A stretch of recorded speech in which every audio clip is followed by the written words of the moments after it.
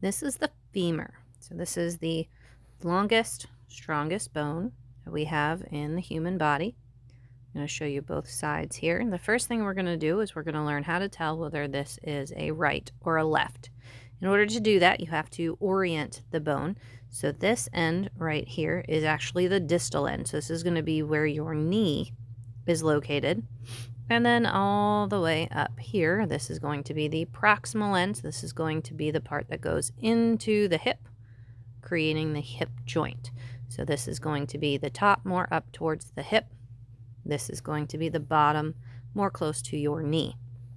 Now, right now we are looking at the front side or anterior of the bone.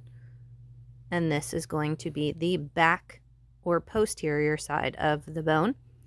I like to look at the distal end, the knee end here, where you can see the little indent here. It's actually quite a deep indent.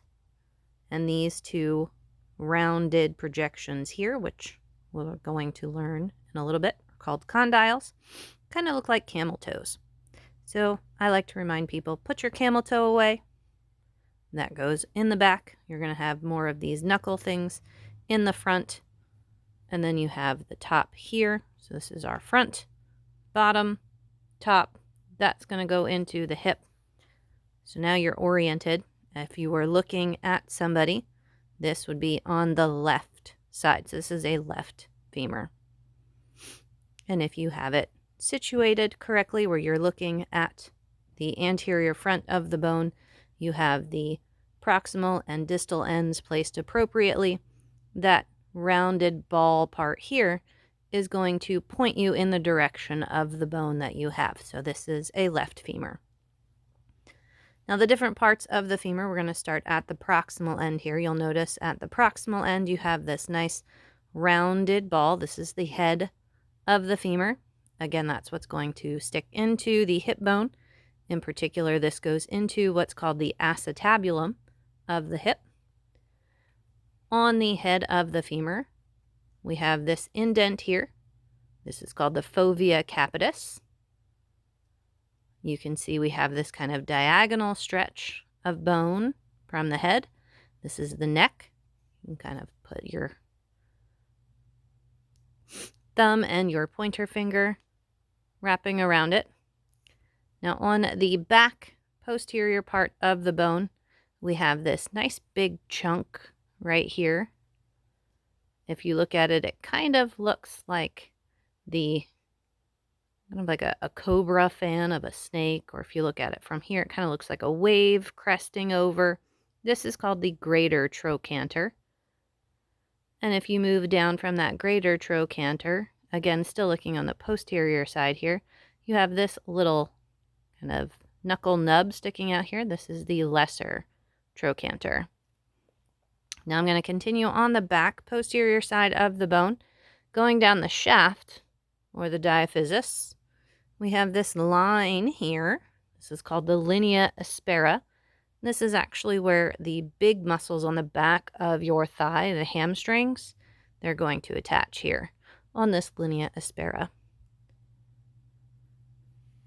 At the knee end, the distal end of the femur here, we have, again, these two rounded projections here that are going to form the actual joint.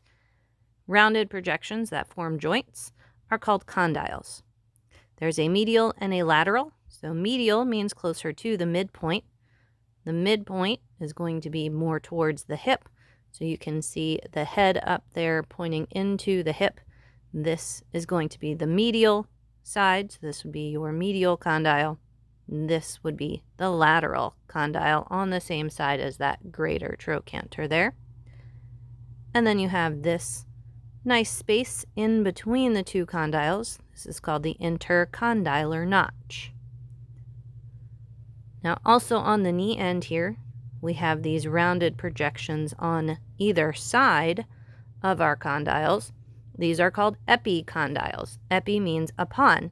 So epicondyles are not actually going to form the joint, but they are going to be upon the joint. So with this being the medial side, this would be your medial epicondyle here.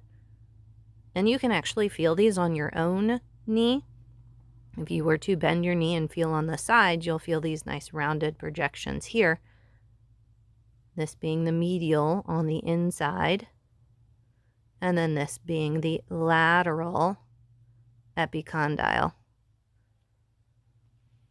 So again, those are going to be seen on the medial and lateral sides. This again is the posterior, the back of the bone. Flip it around so you can see the front of the bone, our nice femur club bone. You can go golfing with it, or you can learn your anatomy.